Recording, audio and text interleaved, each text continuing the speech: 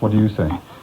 I reckon the reception was probably paid for by somebody else, maybe. But Chalk Farm Roundhouse too. yes, played there. Yeah. Chislehurst Caves.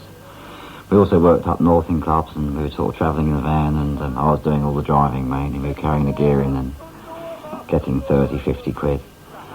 And then in about November '66, we went to Germany, to Munich, and we played in a club called the Big Apple for 5 days. And that went down a storm, you know. Also, in between this time, we've been recording. Like Hey Joe, you know, basically.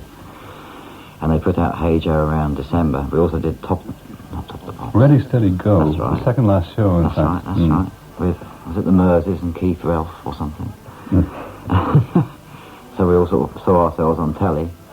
And in January, we got on the Walker Brothers tour, 67. I think it was January or something. Or did we go to Sweden? I think Engelbert and Cat Stevens were around on that too. That's right, the Walker Brothers. Yeah. And we did that tour all around England, like a theatre tour. And like we were in Newcastle, I think it was at the end of January or February, we were suddenly told that Hey Joe was in the charts, like number 7.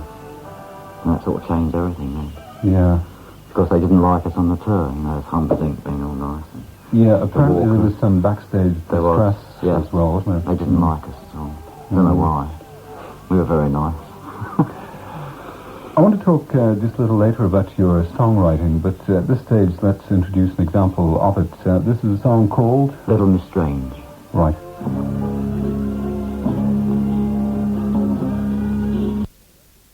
Songwriting, or at least it didn't get to the record stage. No, the first song I wrote was the experience of She's So Fine, which I did in 67, I think, at the Top of the Pop show.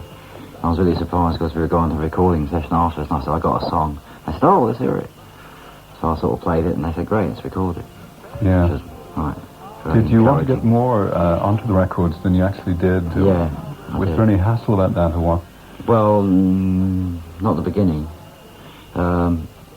And I did Little Miss Strange, and there's a few other ones which I did which have disappeared somewhere. You know, there's lots of tapes in my diary. It says I recorded a track of mine with various people. I did some tracks like, for example, in '69 when we were doing Electric Ladyland. Many people didn't turn up. Sometimes I used to turn up and there'd be no one there. So I did a lot of stuff on my own. Sometimes with Steve Stills playing bass. Sometimes with Stevie Wimber playing keyboard, or Chris Wood playing flute, and Buddy Miles on the drums sometimes. All those tracks have disappeared. And you never had copies? No, I didn't. I trusted everyone, didn't I? Yeah, you've had quite a checkered business side of things too, haven't you? Right. Well, where do we go from here, in fact? Another track, or...?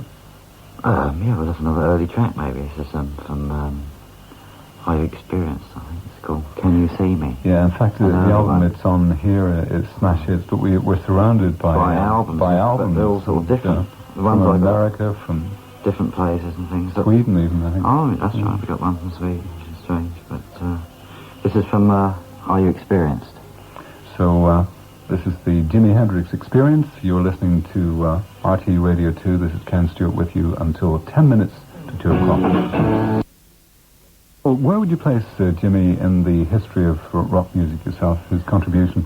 Well, personally, I think for the 60s and for, like, electric music, I would think that he'd be the biggest influence himself to most people. Like, for example, I still sort of read musical papers and everything, Guitar Player, magazine and all that. You can't fail to pick up a musical paper. Still now, without a mention of Hendrix. You know, there's like guitar players saying, well, I was influenced by him, and the thing is sort of like escalating now because this 10 years after his death, and it's getting bigger and bigger, and he's becoming some sort of, well, he was a legend, but it's going to become bigger, I think. You know. And in between that time, we've had a few good guitarists around too. Oh yeah. So he's sustaining it very well, his own legend. Yes. Where do you think he would have been today had he lived on?